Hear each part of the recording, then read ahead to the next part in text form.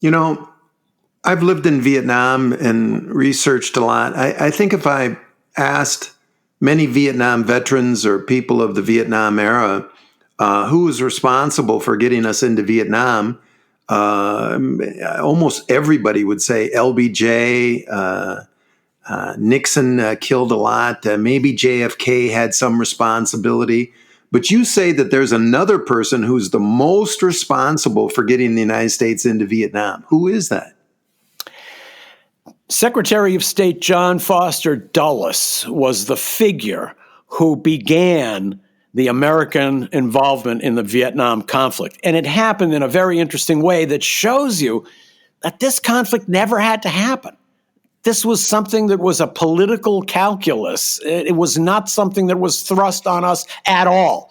So you'll remember the story that Vietnam had been a French colony. The French attempted to return after the Second World War. Vietnamese nationalists led by Ho Chi Minh did not want that. They wanted to have an independent country.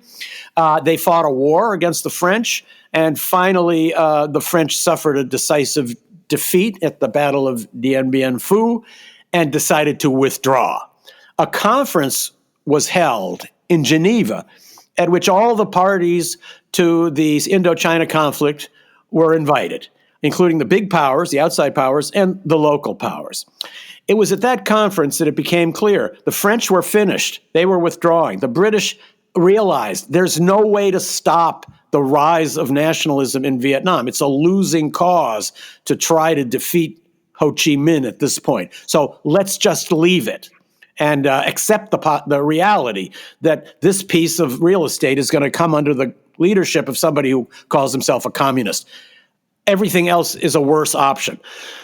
As it became clear during the Geneva conference that this was going to be the result, Dulles became infuriated. The idea of leaving any inch of territory in the world that was not controlled by communists to the control of someone who was a communist was absolutely inconceivable to him. So as it became clear to him that he wanted that the other powers were finished and the war was going to be over and there was going to be a communist Vietnam, Fuster Dulles got up and left the conference. It's the only time in history that an American Secretary of State has walked out of a major international conference in the middle. And on his way home, as he's thinking about this in his mind, he concludes, first of all, naturally, the British and the French that are all wasted from the Second World War and our decadent powers cannot fight Ho Chi Minh. But we're America. We're the rising power. We just got rid of Mossadegh in Iran. We just got rid of Arbenz in Guatemala. We can get rid of Ho Chi Minh. So we're going to take on the project.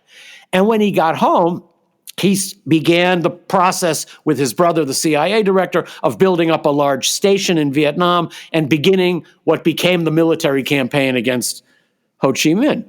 So, if that one guy, John Fuster Dulles, had not made that one decision, I'm not accepting the Geneva conference, I'm going to fight, we could have avoided the entire war. Now, what would have been the result? Vietnam would quite quickly have been unified under a communist government.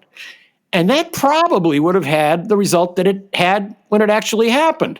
You'll remember that after the Vietnam War ended in the mid-70s, all of Vietnam came under the rule of a communist government. There was a harsh period of brutality and reprisals. Then new governments came into power. Time passed. The regime became much calmer, and surprise of surprises, it actually became a close partner of the United States. That probably would have happened earlier. All of the casualties in the middle and the devastation of that country and the surrounding region were not necessary. And if Fuster Dulles, I repeat, had come home and said to Eisenhower, you know, the Vietnam project is lost. The British and the French agree. Nobody can win it. We got to swallow this one and move on to the next battle. The entire history of the world would be so different, and America would be in such a different psychological as well as geopolitical place today that you can't really imagine the scope of the difference. Man, I wish an excerpt of what you just said about how Vietnam was not necessary. We could have gotten to the same place without 3 million dead, could be shoved into the living rooms of every American tomorrow.